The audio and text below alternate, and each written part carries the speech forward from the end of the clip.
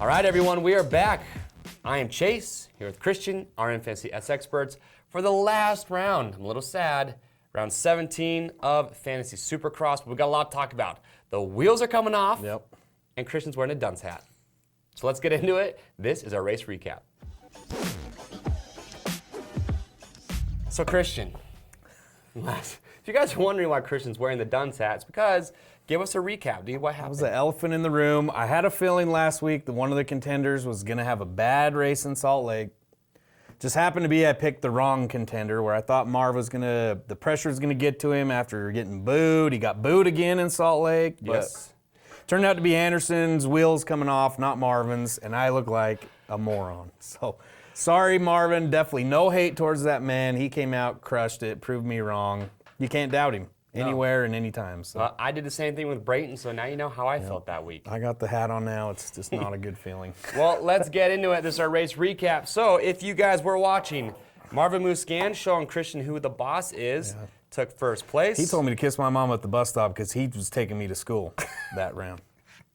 And he did. Cheesiest line ever. Blake Baggett, third place. I like it. Christian Craig, nice job. Holding it down in fourth. Justin Barsha, fifth, and Malcolm Stewart doing what he does, crashing a couple times and landing in the wild card spot. So, what are some highlights that you want to take away? I mean, the first thing you got to talk about is Jason Anderson crashing off the start, his wheel coming off, literally. Breaking some spokes, had to pull off. You know what it reminded me of is in Dumb and Dumber when he's like, our pets' heads are falling off. I was like, our bikes' wheels are falling off. Like, dude, they were grabbing T-handles fast down there.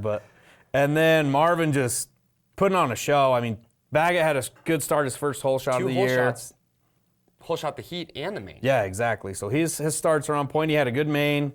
Tomac had to fight with everything he had to catch him. Crashed doing it one time. But I will say, I watched Tomac when he passed Christian Craig in the whoops. It was scary. If you replay the turn in the berm, he is accelerating going up the face of the berm. It was absolutely amazing. It's a sight to see. It's kind of scary. But yeah, but he's give an us animal. Give us our stats. What do we got? The stats, I only had 31 points. You got 49. You bested me that round. It was just bad all around for me. Then the average points were 22 points for the yearly average of 30, so a little down. No perfect scores. About 9% got the wild card right. And Anderson, 90% of people picked him in the top 5, which they should. No points there. First time we haven't seen the white plate up here. Yep. And only 9% picked Marv for the win. So if you did that, you made up points for sure. Dang. So just one of those rounds. Let's get into the finale. Yeah. We still have a championship on the line. We do. It's pretty exciting. So let's get into it. We're going into Las Vegas, round 17. This is our track trends. All right, so going into Vegas. Okay, a couple things to keep in mind. Picks close at 10 o'clock Eastern Standard Time, so that's 7 o'clock if you're on the West Coast, and that is 8 o'clock for us here in Utah. Yep. So, with the track, what did you take away from that? Long start. The whole football field. Yeah, if you're in the championship points battle like Anderson Muscan, that would scare the crap out of me. But I also think it's good for Anderson because a longer start straight, usually the riders separate a lot more. And it's more of a sweeping turn, so they're not going to bunch up like we saw last week. You just want to get a good pick and get a good start. I think Anderson, you're just like, you know what? Just get a good gate pick, go for broke, but just know that they're going to spread out. So.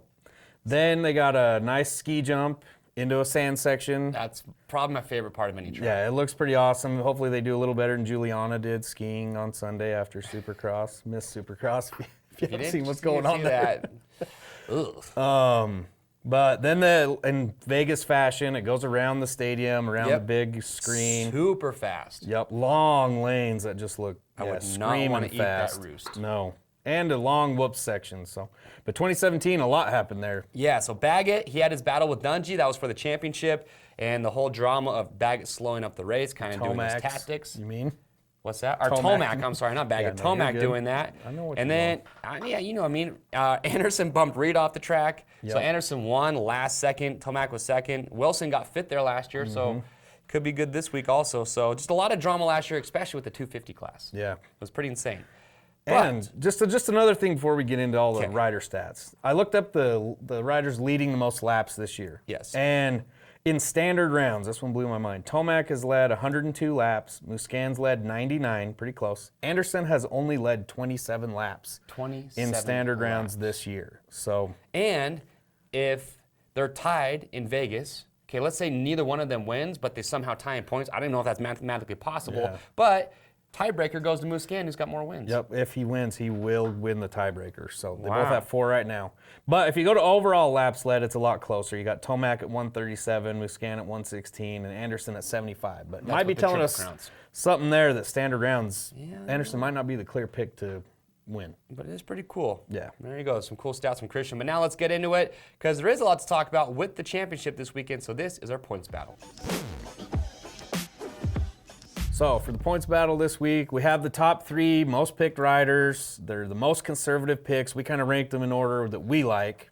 Yep. Eli Tomac first, Marv second, Anderson third, and this is why. Tell us about Tomac. So, the Tomaculate Disaster, okay, still has that name, but Yeah. he is fun to watch ride. So, Tomac, last 4 overall finishes, 2-2-1-1. So, last week came from 10th place, passed Baggett for second, crashed, passed him again. Well, I can't say he passed him, but he was about to. Yeah. But anyway, had a strong finish last week. 88% of players had him picked to win last week, He's the clear favorite. and he was close. Yep.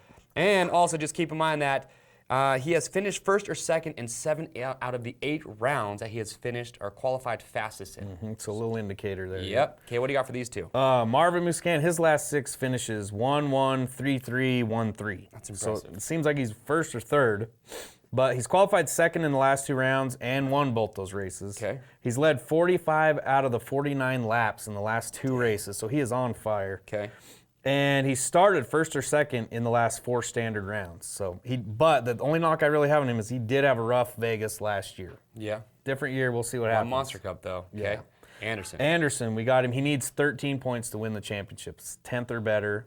But like we were talking about earlier, you don't want to let Musquin win and then slide back because if it does get tied, he will win because of the tiebreaker. Yep.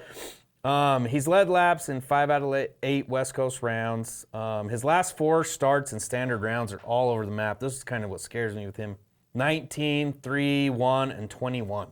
So he needs to focus this time, really go back to Anderson, the 1. He has got to just put it behind him and just try and win the race. Short-term memory. He seems like a loose dude. He jokes about it. Yeah, he even joked about his start and everything last week. So I'm not too worried about him, but it took him 10 laps to come from dead last to 17th in Salt Lake. I mean, he was flying after he got back on there. So Yeah. However, for this week, though, I'll just say it right now, I do not have Anderson in my top 5.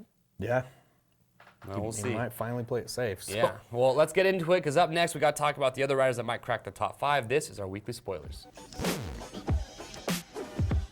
All right, so for this week, we have 5 riders that we put into our weekly spoilers. So we're just going to run through and give some stats on each one to help you guys make your decision. So first, Justin Brayton. Now, I know there's a lot of people who might be wanting to throw him in the top 5. A couple stats that might persuade you not to. Okay, first, now I've learned my lesson with Brayton, but We're not hating on Brayton. not hating on Brayton. No. But with Brayton, okay, his only top 5 in a West Coast round this year was a Triple Crown. Other than Hasn't done that, it. no top 5s in the West. Much better on the East. So I'm actually going to just take him aside. I'm not We're going not to gonna throw him. No. I'm going to That would gently guarantee place a him win over. if you did that. But with Justin Barsha, solid, okay? His West Coast finishes 5-8, 5-2-8, 3-3. So he's got 5 top 5s in 7 rounds. Solid. Solid, good starter. His average start's 4.8, average finish 4.3. What do you got for Baggett? Blake Baggett, he's coming on as of late. I think the wrist is feeling a lot better. He Yep. got his second top 5 in a row. First podium since Arlington last week. Averaging a 3.33 start over the last 3 standard rounds. Got his first hole shot and led his first laps of the season in Salt Lake. Okay. His West Coast standard round averages, qualifying about 10th, finishing 6.43.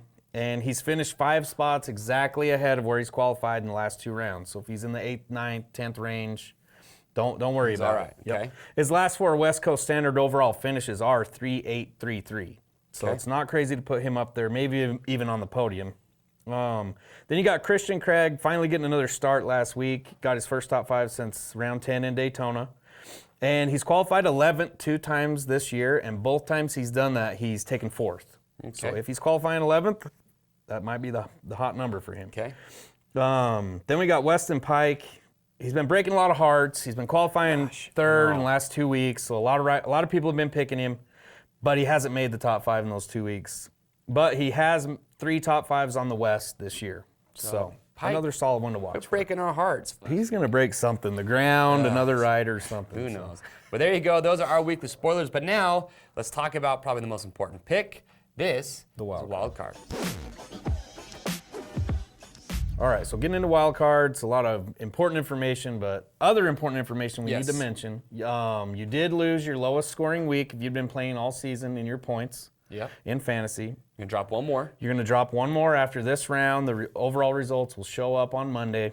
And it is a double points round for Vegas, so this pick is more important than ever. Yes. And you have to get it. So, 8th place. We got the riders that we really think are going to highlight it, but here's some stats of why we think that.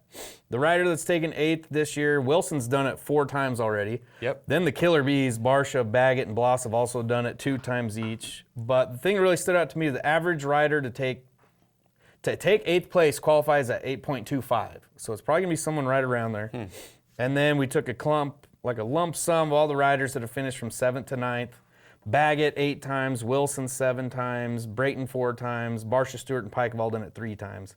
Bees. Yeah, it's the Killer Bees all over. The last 3 riders to take 8th, Bloss, Brayton, and Baggett. So my suggestion is get a rider in there with a B that starts their last name. Just get a B in there somewhere. But sounds good.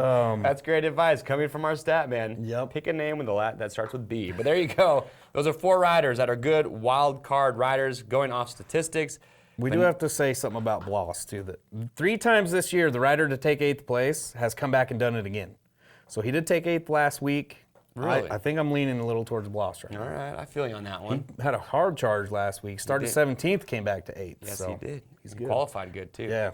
Well, there you go. That's the wild card watch. But now let's get into it, and we'll find out what the 7 Deuce Deuce thinks about the wild card this week. And this is Between Two Berms with Adam Metzger.